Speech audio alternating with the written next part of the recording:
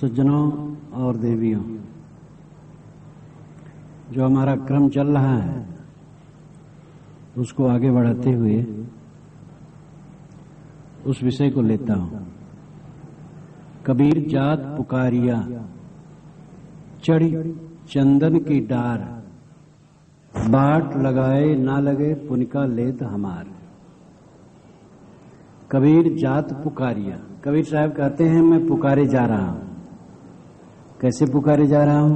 चढ़ चंदन की डार, चंदन की शाखा पर चढ़ करके मैं सबको पुकार रहा हूं। बाट लगाए न लगे, अब ये रास्ता दिखाने पर जो नहीं लगेगा रास्ते में, पुनिका लेता हमारा क्या लेगा? अपना नुकसान करेगा।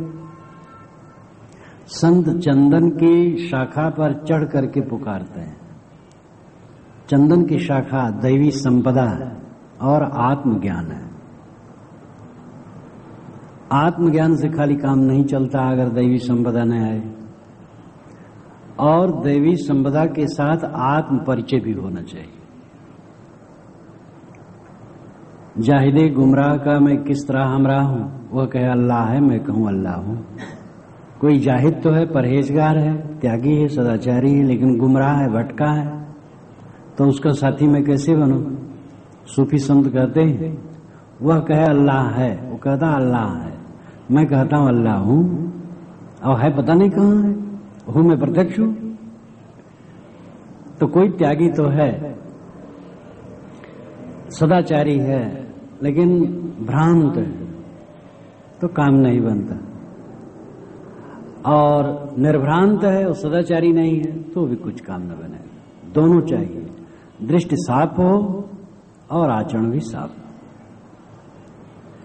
तो आत्मज्ञान और दैवी संपदा, ये दोनों का समुच्चय चंदन की डाली है, चंदन की शाखा है, और संत उस पर आरूढ़ होकर के हमें पुकारते हैं। उनकी दृष्टि निर्भ्रांत है और उनका आचरण पवित्र है। वही निर्देश वे समाज के लिए करते हैं। समाज वालों को चाहिए कि उसका वे आदर करें। ज्ञान की बात हम सुनते हैं, जब तक मनन नहीं करते और उसका आचरण नहीं करते तब तक ज्ञान की बात काम नहीं देती। मनन करें, चिंतन करें। ये प्रश्न आता है कि बहुत दिन हो गए हमारा मोह नहीं छूटता है, माया नहीं छूटती है, क्या कारण है? कारण यही है कि उस पर हम काम नहीं करते हैं। काम करना है गहराई से सोचना और आचरण बनाना। हम सब कुछ ऊपर ऊपर करते हैं, ऊपर ऊपर करके वैसे रहने देते हैं। कोई गहराई से उस पर सोचेगा और उसके अनुसार रहेगा तो जीवन जरूर बदलेगा। 50 वर्ष, 20 वर्ष, 30 वर्ष, 60 वर्ष हो गए साधना भक्ति के मार्ग में चलते, लेकिन वहीं के वहीं खड़े हैं। तो कारण है कि हम श्रम नहीं करते उचित। मन की मलिनता वैसे, काम चिंतन वैसे, क्रोध का उद्वेग वैसे, जरा जरा सी बात में लोभ, लालच, खाने तक में संयम नहीं। खाने के संयम की बात बराबर आ जाती है। जो कम खाता है वो अमृत भोगता है। जलपान उतना करो जिससे दोपहर में खुल करके भूख लग जाए, और दोपहर में भोजन उतना करो जिससे शाम को खुल करके भूख लग जाए, और शाम को भोजन उतना करो जिससे हल्का फुल्का रहो और सुबह स्फूर्ति रहे। ये नहीं आलसी भद्दे और नींद लग रही है, सुबह भी नींद लग रही है, ज्यादा खाएं तो नींद लगेगी।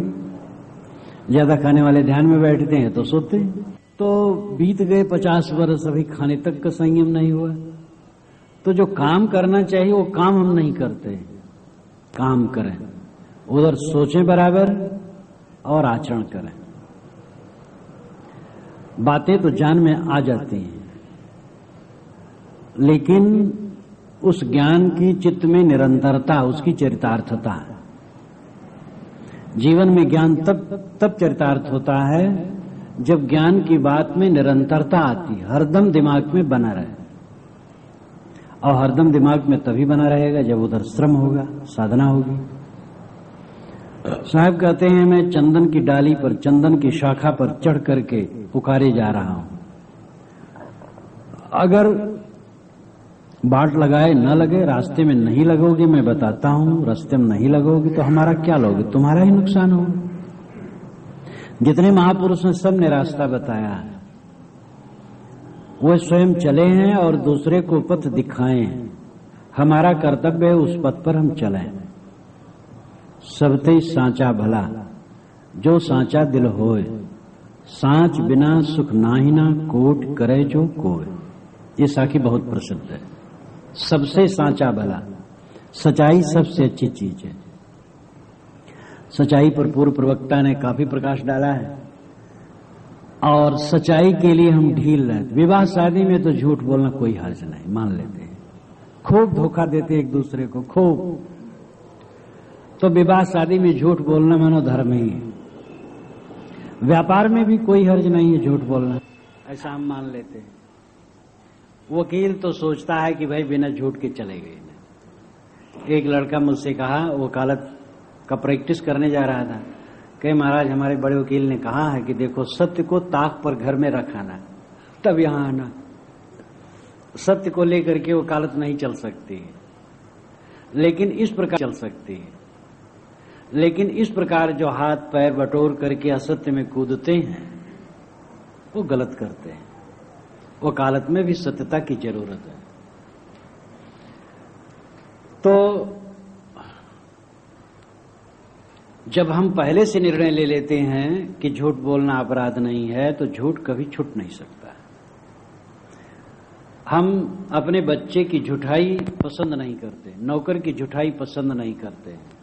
हमारे तई, हमारे व्यवहार में कोई झूठ का व्यवहार करे, झूठ बोले तो हमें पसंद नहीं। तो हम स्वयं दूसरे के साथ झूठ का व्यवहार करते, उसको कैसे पसंद होगा? हमारी अंतरात्मा ही चली जाएगी। इसलिए सत्य का व्यवहार, सत्य का व्यवहार, ये कि भोजन मिल जाए। हजरत मोहम्मद ने कहा है, तुम्हें केवल सूखी रोटी और 2 कपड़े और रहने की जगह और पानी, इस पर ही अधिकार है। कितनी बढ़िया बात उन्होंने कही। वेद व्यास जी महाराज ने तो गजब कर डाला है। उन्होंने कहा है, यावत भ्रेद जठरम तावत सत्यम ही देही नाम, अधिकम यो अभिमन्येत शास्त्रेनो दंड मरहत। जितने पर देहधारी, जितने से देहधारियों का पेट भर जाए उतने पर ही उनका अधिकार है। इससे अधिक पर जो अपना अधिकार मानता है वो चोर है, उसको दंड मिलना चाहिए। मार्क्स ने तो इतना नहीं कहा, लेकिन मार्क्स से अधिक श्रीमद् भागवत में ये मंत्र आया है। मार्क्सवादी इस मंत्र को अगर लेते तो कितना अच्छा होता, लेकिन वे तो समझते हैं धर्म के नाम पर सब बेवकूफी है। वो धर्म का नामे सुन करके चिढ़ जाते हैं। लेकिन ये कितना मार्मिक है। यावत भ्रेद जठरम, जितने में पेट भर जाए, तावत उतने पर स्वत्तम अधिकार है देहिनाम, प्राणियों का। अधिकम, इससे अधिक, यो जो अभिमन्यित मानता है कि मेरा है, सा वह अस्तेनो चोर है। दंड मरहत, उसको दंड मिलना चाहिए। तो जो हम लालसा भोग की अधिक करते हैं, उसीलिए असत्य में लिपटे रहते हैं। और असत्य में लिपट करके हमें ऐश्वर्य तो जरूर प्राप्त हो जाता है, भले हमारे पास इकट्ठा हो जाए, लेकिन आत्म शांति नहीं मिल सकती। और जीवन में आत्म शांति ही सबसे बड़ी चीज है। हम दूसरे को ठग करके, धोखा दे करके अच्छा मकान बना लें। साधारण मकान होता तो भी गुजर हो जाता, और पाप करके जो हमने अच्छा मकान बना लिया, पीछे हमारी अंतरात्मा ही हमें कचोटेगी। और उस समय और कचोटेगी जब लड़के हमें अंगूठा दिखाएंगे। हम सोचेंगे कि जिन लड़कों के लिए मैंने मकान बनवाया वे लड़के ऐसे, और हमने पाप करके मकान बनाया। जब एक आदमी दफनाया गया, दफनाने के बाद फरिश्ते आए और उस आदमी को बैठा करके हिसाब लेने लगे। तो जैसे उसको उठा के बैठाए तैसे उसने कहा, अरे हमें अंधकार में कौन लाके लटा दिया? फरिश्तों ने कहा, जिसके लिए तूने धन इकट्ठा किया है और हवादार मकान बनाया है, उन्होंने ला करके ही तुम्हें यहां दफनाया। तो एक दिन तो ऐसा आता है कि ये मकान छोड़ करके उस मकान में जाना होता है जहां पर हवा नहीं है। तो आत्म शांति के बिना हमारा सारा ऐश्वर्य बेकार है। इस पर मनन चिंतन हो तो हम असत्य से जरूर हैं। तो आत्म शांति के बिना हमारा सारा ऐश्वर्य बेकार है। इस पर मनन चिंतन हो तो हम असत्य से जरूर हटें। मनन चिंतन एक तरफ होता है। विज्ञान ने भोगों की लंबी राशि इकट्ठी कर दी है, बड़ी राशि इकट्ठी कर दी है, उसको देख करके लालच लगता है। एक दूसरे की चीजों को देख करके लोग ललचाते हैं। तो कुछ तो श्रम के द्वारा उसका अर्जन करते हैं, श्रम से जिसको नहीं होता है तो बेईमानी बदमाशी पर डट पड़ते हैं। अब उससे खियानत के सिवा, अशांत के सिवा, अतृप्त के सिवा और कुछ नहीं होता। इसलिए हमें चाहिए कि हम आंतरिक सुख को समझें। बाहरी सुख में हम उलझ गए। आंतरिक सुख आत्म शांति और वो ऐश्वर्य से मिलने वाला नहीं और अंत में रहने वाला नहीं, और अंत में रहने वाला नहीं। साहब कहते सबसे सुख, सबसे भलाई, सबसे अच्छाई सच्चाई में। जो सांचा दिल हो, अपना दिल सांचा हो तो साच बिना सुख नाहि ना, कोट करे जो कोई। चाहे कोई करोड़ों उपाय करे, सत्य के बिना सुख नहीं मिल सकता है। वेदव्यास जी ने महाभारत में कहा है, जो वेदों का विद्वान है वो वेद को नहीं समझता, जो सत्य में स्थित है वो वेद को समझता है। इसीलिए छंदोविद, वेदविद और वेद्यविद ये तीन विद्वान माने जाते हैं। छंदोविद जो वेद के छंदों के अंग उपांगों को समझता हो, शिखा, ध्वजा, जटा, माला, ये सब उसके अंग होते हैं वेद के छंदों के।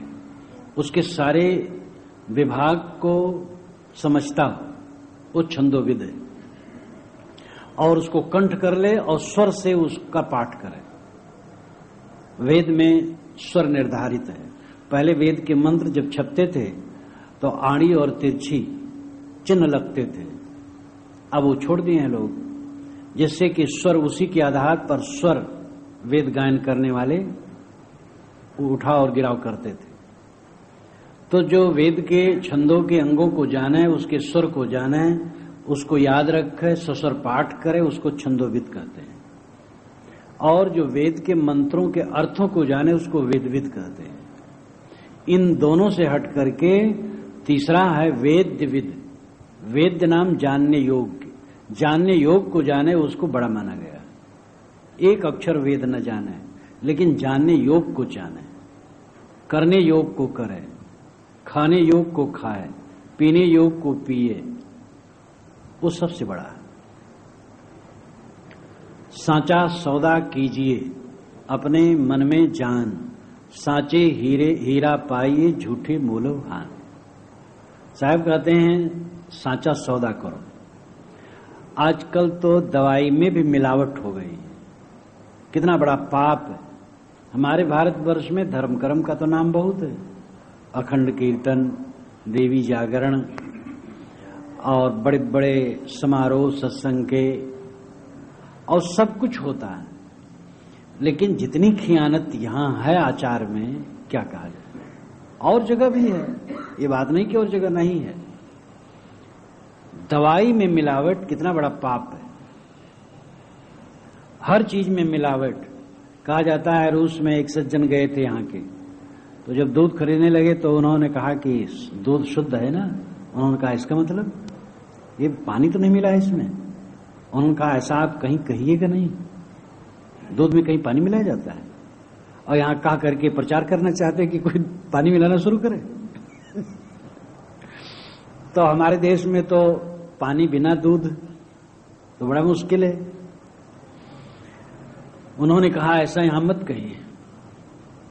तो हर चीज में मिलावट की गई है, साचा सौदा नहीं किया जा रहा है। व्यापार करने वालों को चाहिए कि सच्चा सौदा रखें, और 2 नंबर का सौदा है तो ग्राहक को बताएं 2 नंबर का है, और वैसे पैसा लें कम। साचा सौदा करें। यहां जिस सौदा के लिए साहब कहें वो बोध के लिए, सच्चा बोध प्राप्त करो। आज से 2400 वर्ष पूर्व चाणक्य ने अपने अर्थशास्त्र में शुरू में ही 4 विद्या बताई। बहुत सुंदर भी ग्रंथ कौटिल्य अर्थशास्त्रम है। कौटिल्य अर्थशास्त्रम राजनीति का ऐसा उत्तम ग्रंथ है कि उसके पहले ऐसा कोई ग्रंथ नहीं था, और शुरू में ही उन्होंने 4 विद्याएं बताई। अनवीक्षकी, त्रयी, वार्ता और दंड। अनवीक्षकी विद्या को उन्होंने प्रश्रय दिया है।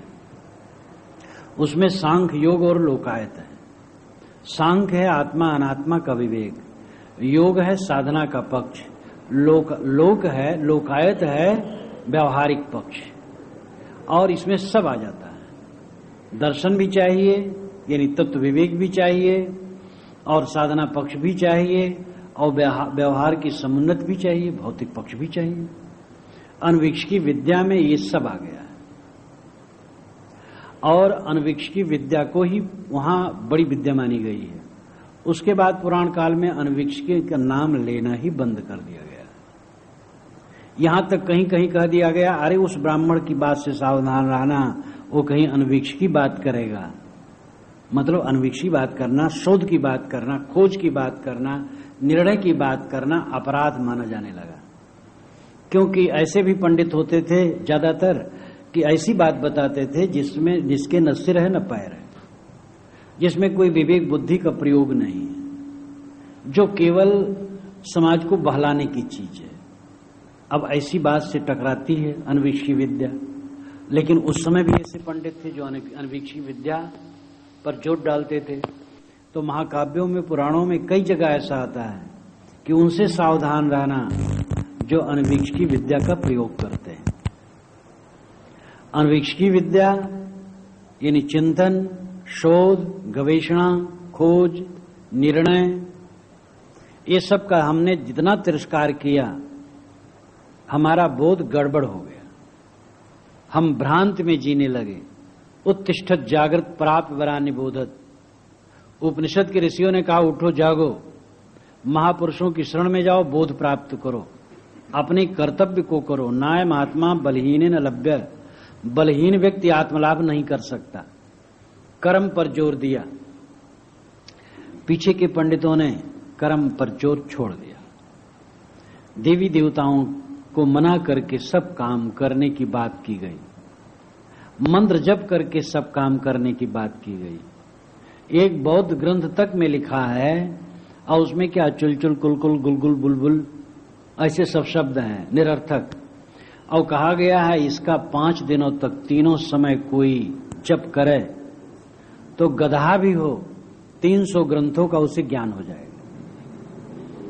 यानी मतलब मोटी बुद्धि का हो तो भी 300 ग्रंथों का उसे ज्ञान हो जाएगा। मंत्र के बल पर पुत्र की प्राप्ति, निरोग्यता की प्राप्ति, फसल की संपन्नता, व्यापार की संपन्नता, सब कुछ मंत्र के बल पर किया जाने लगा।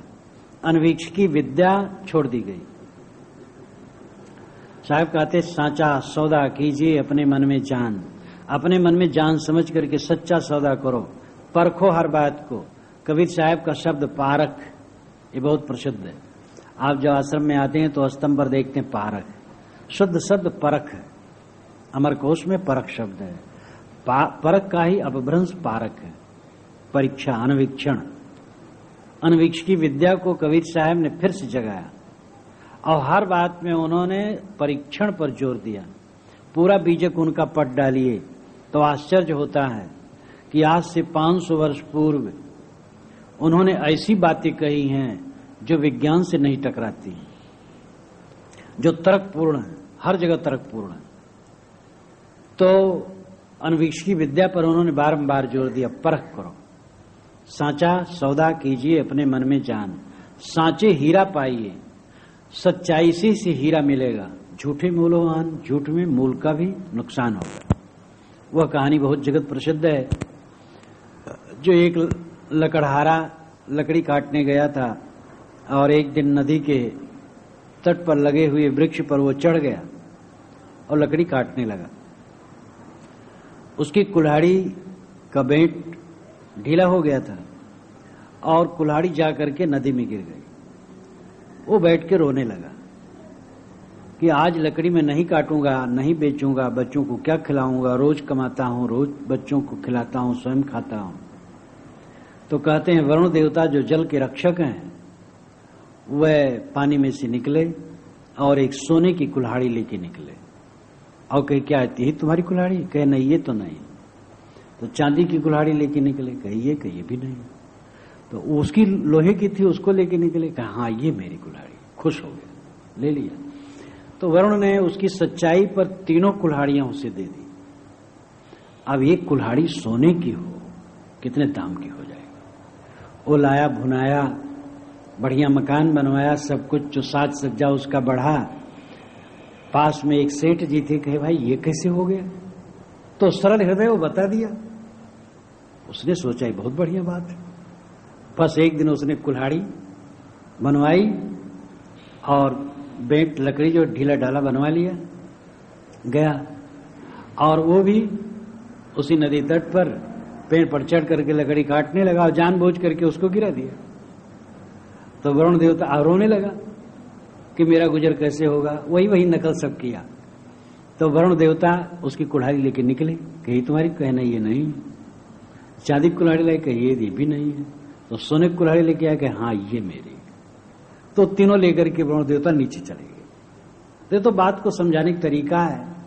वरुण देवता कोई पानी की रक्षा करने वाले नहीं। हो सकता सिंचाई विभाग के मंत्री रहते हो, वरुण नाम रहता हो पहले। तो अर्थ यह है कि सच्चाई से लाभ होता है, झूठाई से मूल की भी हानि होती है। उसके लोहे की कुल्हाड़ी भी गई। और सेठ आदमी था, ज्यादा पैसा वाला था। ज्यादा पैसे वाले को ज्यादा पैसे का लोभ और होता है। जिनके कम पैसे होते हैं वो कम में चलाते रहते हैं और अगर उनसे कोई पूछे कि हम सहायता करना चाहते हैं तो थोड़े कर सकते हैं। एक ढाबा वाला आदमी जो एक झोपड़ी बना करके सड़क पर और कुछ बेचता है, उससे अगर कहो भाई सहायता करना चाहते हैं कितना चाहिए, तो 1000-2000 से ज्यादा वो क्या कहे। लेकिन जो दुकान से जाके बैठे उनसे कहो तो 1-2 लाख कहेंगे। और टाटा बिरला से कहो हम सहायता करना चाहते हैं तो पता नहीं वो कितना कहेंगे। जो जितना धनी उतना गरीब है, क्योंकि उतना इच्छा वाला है। साहब कहते हैं सच्चा सौदा करो और सच्चे से कल्याण होगा। आत्म शांति जीवन का परम सुख है और वह सच्चाई के बिना नहीं मिलेगा। और गुजर तो होगा ही। जो रबड़ी चाट चाट करके मरते हैं, क्या उनके जीवन में शांति है? सूखी रोटी खा करके रहें और मन में शांति रहे तो उससे बड़ा सुख क्या होगा। इसमें निष्ठा रखो। जब तक हम सादापन में निष्ठा न रखेंगे तब तक हमारी बेईमानी नहीं छूट सकती, तब तक हमारा दुराचार नहीं छूट सकता है। सुकृत वचन माने नहीं, आप न करे विचार, काहीं कबीर पुकार के सपने गया संसार। सुकृत वचन माने नहीं। सुकृत कहते पुण्य कर्म को और सुकृत कहते संत को। लोग अच्छे वचनों को, संत के वचनों को नहीं मानते हैं। और आप न करे विचार, स्वयं भी विचार नहीं करते। कहीं कबीर पुकार के सपने गया संसार। सपने के समान सब जा रहे हैं। जो हमें मिला है वो एक सपने के समान है। एक सपना हम देखते हैं आंखों को बंद करके और एक सपना देखते हैं आंखों को खोल करके। जब हम सोते हैं तब जो सपना देखते हैं वो आंखों को बंद करके देखते हैं और ये सपना जो देख रहे हैं खोल करके देख रहे हैं। लेकिन अंत में सपना हो जाता है सब। बचपना हमारा सपना हो गया, कौमार्ज सपना हो गया, तरुणाई सपना हो गया, अब बुढ़ापा आ गया। पूरा जीवन ही एक दिन सपना क्या सुसुप्त हो जाएगा, खो जाएगा। इस पर हम कितना सोचते हैं। नहीं सोचते। न तो संतों के वचन मानते हैं, न तो स्वयं विचार करते हैं। दोनों में से कुछ तो होना चाहिए, या तो संतों के वचन माने या तो स्वयं विचार करें। सुकृत वचन माने नहीं, आप न करे विचार। न तो संतों के वचन पर ध्यान है, न स्वयं विचार करते हैं। कहीं कबीर पुकार के सपने हो गया संसार, सपने के समान लोग आते हैं और चले जाते हैं। आने का फल कुछ पाते नहीं, बल्कि बंधन पाते हैं। किसी आदमी से पूछो क्या करते हो, तो कहता है कि इंजीनियर हूं, नौकरी करता हूं। कोई कहता डॉक्टर हूं, कोई कहता वकील हूं, कोई कहता हम व्यापार करते हैं। क्यों करते हैं वो? क्योंकि गुजर बसर करना है, खाना पीना है, खा पी करके जीना है। और जी करके क्या करना है? कमाते हैं खाने के लिए, खाते हैं जीने के लिए, जीते हैं फिर कमाने के लिए। ऐसी सर्किल है कि जिसमें परमार्थ का कोई तत्व नहीं। और इंसान पशु के समान जिए। पशु श्रम करता है पेट भरने के लिए, पेट भरता है जीने के लिए, जीता है फिर पेट भरने के लिए। वैसे एक बड़ा बड़ा विद्वान ऐसे करता है। ऊंचे ऊंचे पोस्ट पर लोग जो हैं वो भी ऐसे करते हैं और आगे कुछ नहीं करते। कमाते हैं पेट भरते हैं, पेट भरते हैं कमाते हैं, बस कमाते हैं खाते हैं, खाते हैं कमाते हैं। लेकिन खाते किस लिए? मानो जीने के लिए। और जीते किस लिए? फिर वही कमाने के लिए। जीते हैं किस लिए? यहीं पर मानवता का सूत्र मिलता है। जब हम ये सोचे हम जीते किस लिए, अब आज तक इतना जीवन बीत गया और जीते हैं बस फिर कमाने के लिए, और कमाते हैं खाने के लिए, और खाते हैं जीने के लिए, और जीते फिर कमाने के लिए।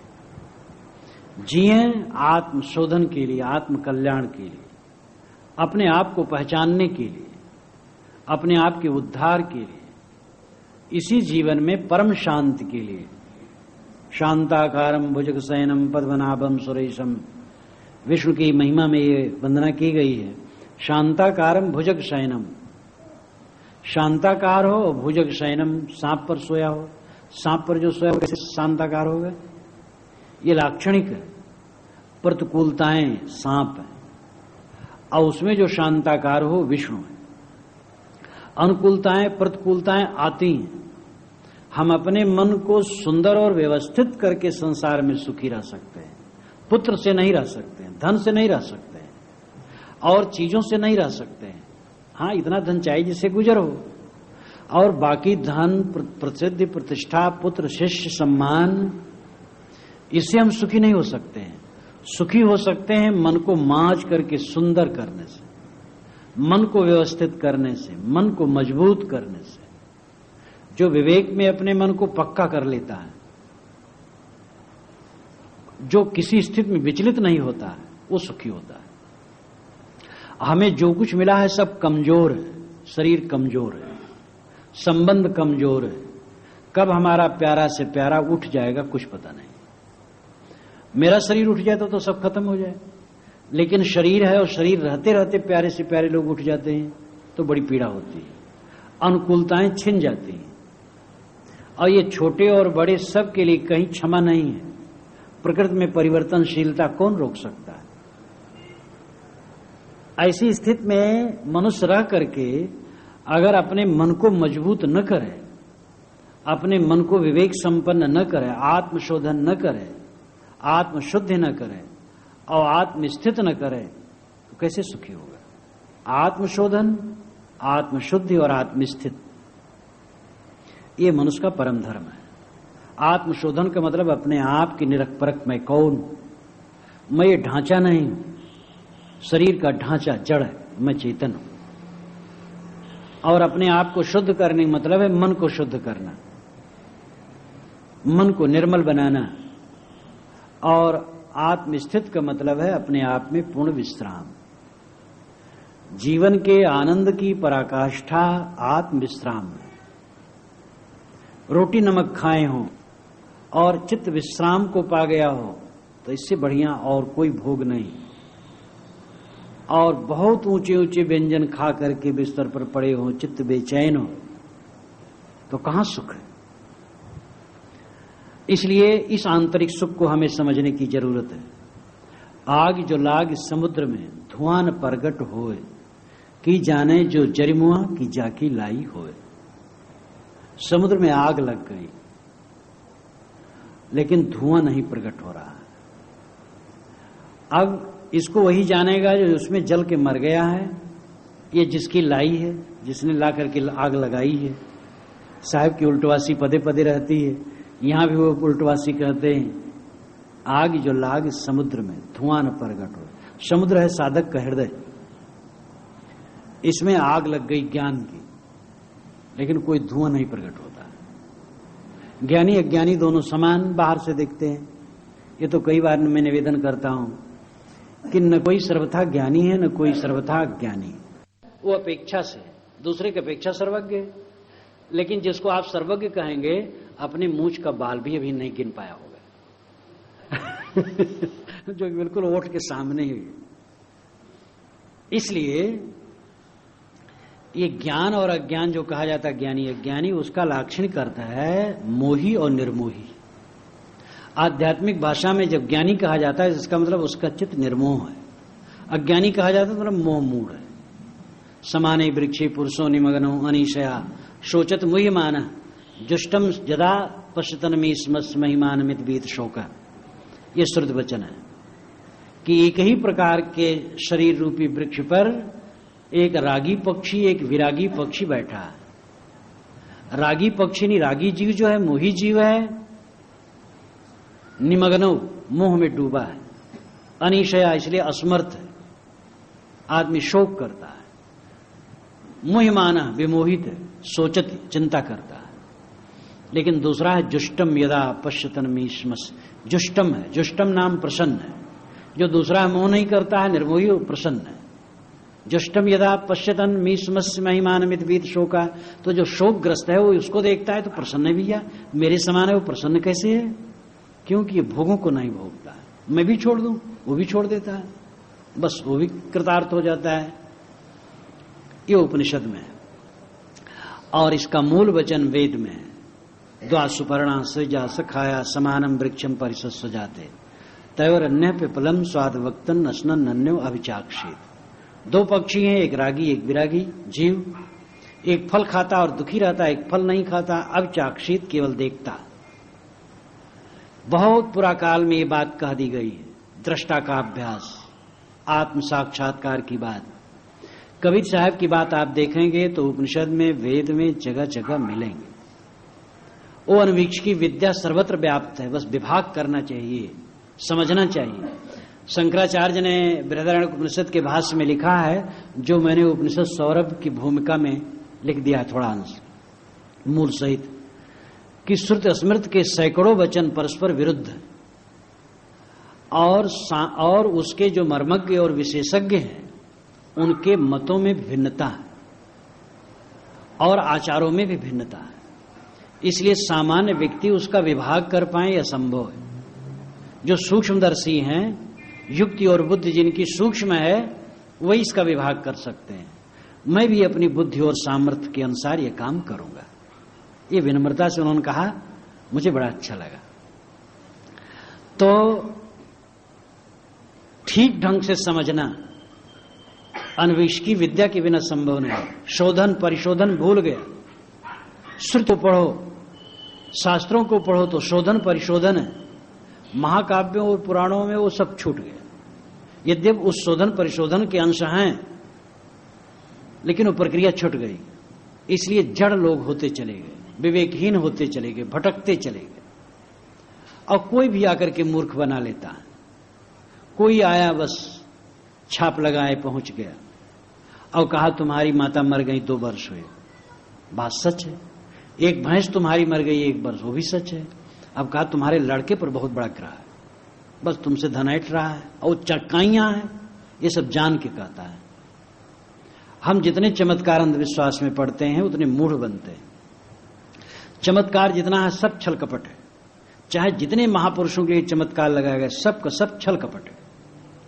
कारण कार्य व्यवस्था से भिन्न जो बातें हैं वो सब छल कपट है इंसान का, और धर्म के नाम पर एक खूब चला है और निश्चित इससे आदमी को मूर्ख बनाया गया है। चारों वेदों में चमत्कार की बात नहीं, उपनिषदों में चमत्कार की बात नहीं, शास्त्रों में चमत्कार की बात नहीं। महाकाव्यों और पुराणों में चमत्कार भर गए। बौद्धों और जैनों की तरफ जनता भाग रही थी, उधर से समाज को लौटाने के लिए पंडितों ने ऐसा ऐसा लिख डाला कि वो उसमें तो सफल हुए जरूर, उधर से लोग लौटे, लेकिन सदा के लिए हिंदू समाज जड़ हो गया। वेद शास्त्र उपनिषद चिंतन भूल गया। सदगुरु कबीर मानो उन्हीं पुरातन वस्तुओं को समाज के सामने रखते और उन्हीं को सामने करते। साहब कहते हैं कि ज्ञानी के हृदय में, ज्ञानी मतलब निर्मोही, निर्मोही ही ज्ञानी है, चाहे वो शास्त्र जानता हो चाहे न जानता हो। ज्ञानी के हृदय में आग ज्ञान की लग गई, लेकिन धुआं नहीं प्रकट होता है। ज्ञानी समान जो मैं कहा था, इसी पर ये सब बातें याद आ गई। एक साधारण आदमी बैठा है, एक निर्मोही बैठा है, दोनों खाते हैं, दोनों कपड़ा पहनते हैं, दोनों हंसते हैं, बोलते हैं, सोते हैं, जागते हैं, टट्टी पेशाब चाहते हैं। बाहर से कोई कैसे समझे कि इसका चित्त निर्मोह है और ये परम पद में स्थित है, आत्म स्थित है, और ये संसार के धरातल से इसका चित्त ऊपर उठा है। कैसे कोई समझे? कोई धुआं तो नहीं प्रकट होता है। तो धुआं न प्रकट हो कि जाने जो चरमुआ। साहब कहते तो वही जानेंगे जो जल के मर गया। जल के मर गया, सारा मोह मिट गया। और जीवित मृतक, कबीर साहब कहते एक संदर्भ है, जीवित मृतक, जीते जीते मर जाना। जीते जीते मर जाने मतलब मोह का मर जाना। समाधि क्या है? मर जाना। मरने का अभ्यास समाधि है। जो पूर्ण समाधि है वो यही है, चित्त की वृत्ति का लय। आरंभिक साधना में कोई भी आलम्बन लेकर के मन को ठहराना बुरा नहीं। गुरु का चित्र, किसी महापुरुष का चित्र मन में लेकर, ज्योति को लेकर, नाद को लेकर, बिंदु को लेकर, शब्द को लेकर, किसी आधार को लेकर के मन को ठहराना पहले अच्छा है, लेकिन अंततः है वृत्ति का लय। योगश्चित्त वृत्ति निरोध, चित्त की वृत्तियों का निरोध।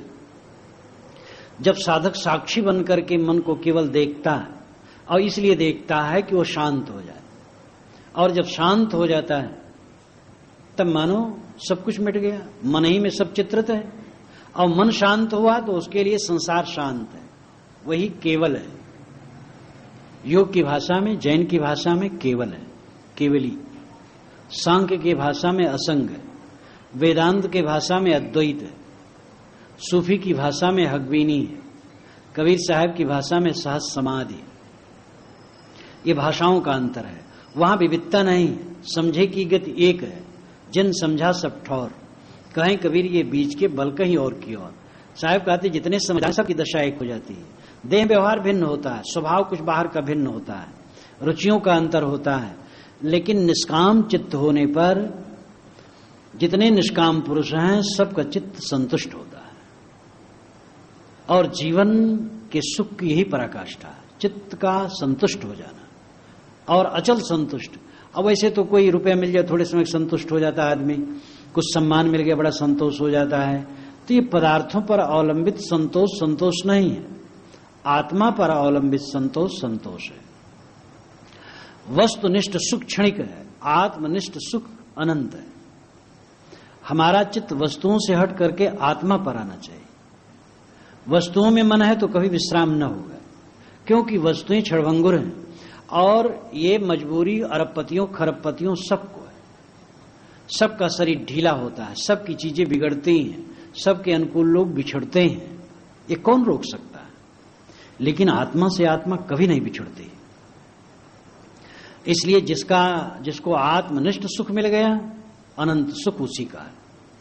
तो की जाने जो चरिमुआ, जो जल के मर गया, मतलब है जिसकी मोह माया मिट गई और आत्मस्थित हो गया, वो इस तत्व को जानेगा, इस ज्ञान की दशा को जानेगा कि जायकी लाई हो, जिसने ला करके लगाया वो सदगुरु जानता है। यानी पहले जो उस स्थिति को प्राप्त है वो जानता है, और उस स्थिति से ग्रहण करके जिसने स्थिति पाई वो जानता है। लाई लावन हार की, जाकी लाई पर चले, बलिहारी लावन हार की, छप्पर बाँचे घर चले। उल्टवासी कहने में तो साहब को बड़ा रस लगता था, इसलिए जगह जगह वो कह देते हैं उल्टवासी। लाई लावन हार की, लाई का अर्थ भी आग होता है, लाई नाम आग। और लाई नाम लाई हुई, लाई लावन हार की। ये जो लाई है, आग है, ज्ञान की आग है, लावन के हार की, सदगुरु की। जाकी लाई पर जरे, जिनकी लाई से, जिनकी ज्ञान की आग से पर पंख जल गए। जो मन उड़ता था विषयों में, वो पंख जल गया, उड़ना बंद। रागात्मक वृत्त होने से मन उड़ता है, और रागात्मक वृत्त समाप्त होने पर उड़ना बंद हो जाता है। साधारण साधक को भी भ्रम होता है कि मन निर्विषय नहीं हो सकता। इंसान तो साधारण कितने तो समझते हैं कि अरे काम विजेत बकवास है। मनोविज्ञान ने भी कह दिया ये मूल प्रवृत्ति है, जो मूल प्रवृत्ति मिटती कहां है। मनोविज्ञान का कहना ठीक है, मूल प्रवृत्ति है, लेकिन वो भूख प्यास की तरह मूल प्रवृत्ति नहीं है। मूल प्रवृत्ति में भी भेद करना होगा। अन्न भोजन लिए बिना कोई जी नहीं सकता है, काम भोग के बिना कोई जी नहीं सकता है, ये कौन विवेकवान मानेगा। तो मूल प्रवृत्ति जैसे भूख प्यास है, वैसे भोग नहीं है, और तत्वतः मूल प्रवृत्ति नहीं, ये मनोविकार है, और मनोविकार का त्याग होता है। तो साधारण साधक को भी भ्रम होता है कि भोग क्रिया का तो त्याग किया जा सकता है, लेकिन भोग वासना का नहीं। कितने लोग भोग क्रिया का त्याग कर देते, स्थूल क्रिया नहीं करते हैं, लेकिन मन में वासना आती रहती है। परंतु आप पक्का समझ लें कि वासना का भी त्याग होता है। अविद्या से चित्त में वासनाएं आती हैं, अविद्या की पूर्ण निवृत्त से वासनाएं निवृत्त होती हैं, और अविद्या की पूर्ण निवृत्त निरंतर की अभ्यास से होता है। जो निरंतर अभ्यास करता है, इसी ढंग का स्वाध्याय और इसी ढंग का मनन चिंतन, इसी ढंग की संगत, इसी ढंग का श्रम जो करता जाएगा सफल होगा। और विरोधी न करे, गलत पुस्तक न पढ़े जिससे मन श्रृंगारिक हो, वासनासक्त हो, ऐसी पुस्तक न पढ़े, ऐसी चर्चा न सुने, ऐसी संगत न करे, और जिससे मन विषय निवृत्त हो, ऐसे साहित्य पढ़े, ऐसा संगत करे, स्वाध्याय मनन चिंतन करे, अभ्यास करे, निश्चित ही निवृत्त होगा। तो मन विषय निवृत्त होता है, ये लक्ष्य सामने रखना चाहिए, ये विश्वास करना चाहिए। फिर जितना जो चल पाए, और पहले से मान लिया कि नहीं निवृत्त होता है, तो उस मंजिल को पहुंच ही नहीं सकता है। और ये पक्की बात है कि चित्त निवृत्त होता है। बिना चित्त निवृत्त हुए कोई असंप्रज्ञात समाधि, जिसको योग दर्शन कहता है, उसमें नहीं पहुंच सकता है। असंप्रज्ञात समाधि, कबीर साहब की भाषा में सहज समाधि, या वेदांत की भाषा में अद्वैत दशा, जो भी कहो, उसमें टिकने के लिए विषय की पूर्ण निवृत्ति आवश्यक है। और ये होता है। साधक ये विश्वास करे और चले, जितना चले, जितना चल पाए, कोई हर्ज नहीं, लेकिन चले। तो लाई लावन हार की, जाकी लाई पर जरे, ज्ञान की आग सदगुरु ने लाई और ला करके साधक के हृदय में लगाई, और उससे उसके पंख जल गए। राग द्वेष के पंख से उड़ रहा था, वो पंख जल गए। राग और द्वेष ये दोनों बंधन है। रागात्मक वृत्ति हमें बांधती है, द्वेषात्मक वृत्ति हमें बांधती है। कहीं चिपकाहट है तो बंधन है, और कहीं द्वेष है तो भी चिपकाहट है। द्वेष से हम अपने बैरी के प्रति चिंतन करते रहते हैं, अहित की कामना करके, तो भी जीव का बंधन है। हमें ऐसा स्वभाव बनाना चाहिए कि हमारा मन कहीं बंधा न हो, मरते समय किसी का चिंतन न करे, आत्मस्थ चित्त रहे। और ये तभी है कि जब जीवन काल में ये अभ्यास हो तो हमारा मन निवृत्त हो गया। साहब कहते हैं चाकी लाई पर जरे, बलिहारी लावन हार की। उस सदगुरु जिस ज्ञान को लाया, जो सदगुरु, उसकी बलिहारी, बलिहारी नाम प्रशंसा है। मैं उस पर निछावर हूं। छप्पर बाँचे घर जरे, घर जल गया, छप्पर बच गया। छप्पर ही जलता और घर क्या जलेगा। दीवार तो जलती नहीं है, छप्पर ही जलता है। लेकिन साहब कहा था नहीं, छप्पर तो बच गया, घर जल गया। घर है अहंता ममता, छप्पर है ना छा के ऊपर, छप्पर छा के ऊपर। 5 ज्ञानेंद्रिय, छठा मन। बौद्धों ने इसको षडायतन कहा है, छा आयतन। और बौद्धों को छोड़ करके बाकी ने 5 ही ज्ञानेंद्रिय कहा है, और छठा को केवल अंतःकरण कहा है। बाह्य कर्ण, अंतःकरण 2 कर्ण होते। कर्ण कहते हैं जानने के साधन को। बाह्य कर्ण आंख, नाक, कान, जीभ, चाम है, ये 5 ज्ञानेंद्रियां। और अंतःकरण मन, चित्त, बुद्धि, अहंकार है। तो अंतःकरण एक है, मन चित्त बुद्धि अहंकार अवस्था भेद से नाम है। जब हम सरल ढंग से सोचते हैं तब मन की अवस्था है, जब खोज करते हैं तब चित्त की अवस्था है, जब निर्णय देते हैं तब बुद्धि की अवस्था है, जब स्वीकार करते हैं तब अहंकार की अवस्था है। ये अहंकार कोई दोष नहीं। जैसे मान लो हम कमरे में बैठे हैं और आवाज आती है बाहर से, ये आवाज है, ये मन की अवस्था है, ऐसा सोचना। ये आवाज किसकी है? ये चित्त की अवस्था, यहाँ खोज है। ये आवाज बैल के गले में लगी हुई घंटी की, ये निर्णय है, ये बुद्धि की अवस्था है। अब गलत भी निर्णय हो सकता कोई बच्चा घंटी बजा रहा हो, और इसको स्वीकार लेना अहंकार की अवस्था है। तो ये चार अवस्थाओं के नाम से चार ये संज्ञाएं पड़ गई, मन चित्त बुद्धि अहंकार। लेकिन एक ही वो है अंतःकरण, यानी भीतरी जानने का साधन। तो बौद्धों को छोड़ करके और लोगों ने बाह्यकरण अंतःकरण कहा, 5 ज्ञानेंद्रिय और 6ठा अंतःकरण, और बौद्धों ने सनातन कहा, और भाव एक ही है। तो जानने के 6 साधन हैं, और ये 6 के ऊपर आत्मा है। तो साहब कहते छप्पर बाँचे, 6 के जो ऊपर है वो बच गया और घर जल गया, यानी आत्मा का उद्धार हो गया और अहंता ममता समाप्त हो गई। जब ज्ञान की आग लगी तो छप्पर बाँचे, घर जले, अहंता ममता जल गई और आत्मा बच गई। पुरिया जरे बस्त निजुबरे बिकल राम रंग तेरा, उन्होंने एक जगह कहा है बीजक में, पुरिया जरे बस्त निजुबरे, गठरी रखी, पुरिया नाम गठरी, पुरिया छोटी गठरी कहते हैं। तो साहब ने कहा ये गठरी में आग लगा दो, अगर गठरी जल जाएगी तो गठरी के अंदर की वस्तु बच जाएगी, अब अगर इसको जलाओगे नहीं तो अंदर की वस्तु बचेगी नहीं। तो साहब को पागल है तो लोग कहेंगे, इसीलिए कभी साहब को लोग पागल कहते थे। कभी साहब ने कहा इनमें हम ही नारी, हम ही अनाड़ी, ये लोग सब ठीक है। जो सत्य ज्ञानी होता है वो समाज द्वारा पागल कर गया है। तो साहब कहते हैं कि पुरिया जरे वस्तु निज उबरे, गठरी जले तो अपनी वस्तु बचे, और गठरी नहीं जलती इसलिए अपनी वस्तु बचेगी नहीं। गठरी अहंता ममता, अहंता ममता की गठरी जल जाए तो अपनी वस्तु अपनी आत्मा का उद्धार हो जाए, और अहंता ममता की गठरी जलती नहीं इसलिए अपनी वस्तु उबरती नहीं। तो यहां भी साहब वही कहते छप्पर बाँचे घर चले, छप्पर बच गया घर चल गया। ज्ञान की आग से अहंता ममता जल गई, और 5 ज्ञानेंद्रिय 6ठा मन, ये सनातन के ऊपर जो आत्मा है वो बच गया। ये गीता में भी कहा है, उपनिषद में भी कहा है कि इसके जो पर है वो आत्मा है। बुंद जो परा समुद्र में, सो जाने सब कोई, समुद्र समाना बुंद में, जाने बिरला कोई। बूंद समुद्र में गिरती है ये सब जानते हैं, लेकिन समुद्र का पानी भाप बन करके और बूंद बनता है ये बिरला वैज्ञानिक दृष्टि वाले जानते हैं।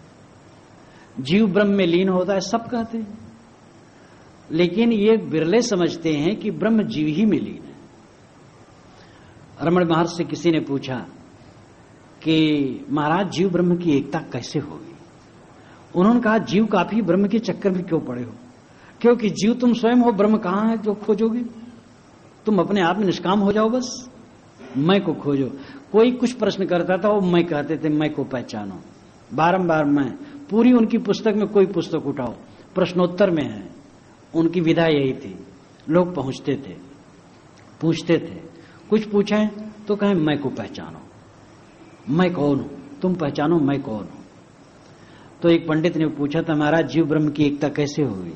उन्होंने कहा जीव काफी क्यों ब्रह्म के चक्कर में पड़े हो, जीवो ब्रह्मैव ना परा है, वेदांत भी कहता है जीवो ब्रह्मैव ना परा, जीव ब्रह्म ही ना परा, दूसरा नहीं। तो जीव ब्रह्म में लीन होता है ये लोग कहते हैं। साहब कहते हैं जीव में ब्रह्म पहले से लीन है, तुम ये कल्पना ना करो अभी ब्रह्म मिला नहीं, लीन हुआ नहीं उसमें, तुम जीव हो ना, तो ये विश्वास करो ब्रह्म तुम्हारे में पहले से लीन है, यानी ब्रह्मत्व श्रेष्ठत्व तुम्हारा स्वरूप ही है, तुम क्यों भटक रहे हो? 4 महावाक्य की जो श्रुतियों के हैं वो यही बात की सिद्ध करते हैं। अहम ब्रह्मास्मि तत्त्वमसि, प्रज्ञानम ब्रह्म, अयम आत्मा ब्रह्म, अहम ब्रह्मास्मि मैं ब्रह्म, तत्त्वमसि वह तू है, अयम आत्मा ब्रह्म या आत्मा ब्रह्म है, प्रज्ञानम ब्रह्म ज्ञानी ब्रह्म। एक ऋषि से एक ने पूछा महाराज ब्रह्म कहाँ है? उसने कहा अहम ब्रह्मा, मैं ब्रह्म हूं। जिज्ञास ने कहा है तो बहुत अहंकारी ऋषि है। कि महाराज आप ब्रह्म है तो मैं कौन हूं? तो उन्होंने कहा तत्तमस वही तू है। कि ठीक, मैं ब्रह्म, आप ब्रह्म, बाकी लोग? तो ऋषि ने कहा है आत्मा ब्रह्म, ये सब ब्रह्म है, ये आत्मा भी ब्रह्म है। व्याकरण के अनुसार 3 पुरुष माने जाते, उत्तम, मध्यम और अन्य। तो उत्तम पुरुष, मध्यम पुरुष, अन्य पुरुष। अहम ब्रह्मास्मि, उत्तम पुरुष मैं हूं, मैं तू यह, व्याकरण के अनुसार। मैं उत्तम पुरुष, तू मध्यम पुरुष, यह अन्य पुरुष। अहम ब्रह्मास्मि, उत्तम पुरुष, तत्तमस मध्यम पुरुष, अयम आत्मा ब्रह्म, अन्य पुरुष। तो जिज्ञास ने कहा महाराज ये 3 झमेला न कीजिए, सीधा बताइए ब्रह्म का स्वरूप। तो उन्होंने कहा प्रज्ञानम ब्रह्म, ज्ञान ही ब्रह्म है। तो ज्ञान ही ब्रह्म है, वो ज्ञान आपके अंदर में है, ज्ञान आपका स्वरूप है। ब्रह्म आप खोज कहां रहे? साहब ने कहा राम ही राम को खोज रहा है। आश्चर्य, तुम राम को खोजने निकले हो, अब अंदर लौटो, राम तुम्हारा स्वरूप है। किसी ने राम राम साहब बहुत कहते थे, किसी ने कहा आप बहुत राम राम कहते, राम क्या है? उन्होंने कहा राम रमे थे कुकुरिक पूता, राम तो कुकुरिक पूत में भी रमा है, और तुम राम नहीं समझते हो? जो सबके अंदर में रम रहा है वही राम है। तो साहब कहते हैं कि ब्रह्म खोज रहे हो तुम, और ब्रह्म तुम्हारे में पहले से विद्यमान है, यानी ब्रह्मत्व श्रेष्ठत्व तुम्हारा स्वरूप ही, तुम क्यों भटकते हो? कितना सहज सरल ढंग से वो कह देते हैं। अच्छे अच्छे पंडित भटक जाते हैं, कहा जाता वो पंडित नहीं थे और पढ़े लिखे नहीं थे, अब इतना सत्य को समझ करके इतना सही ढंग से कह देते हैं। कहने का तरीका भी कितना सादा।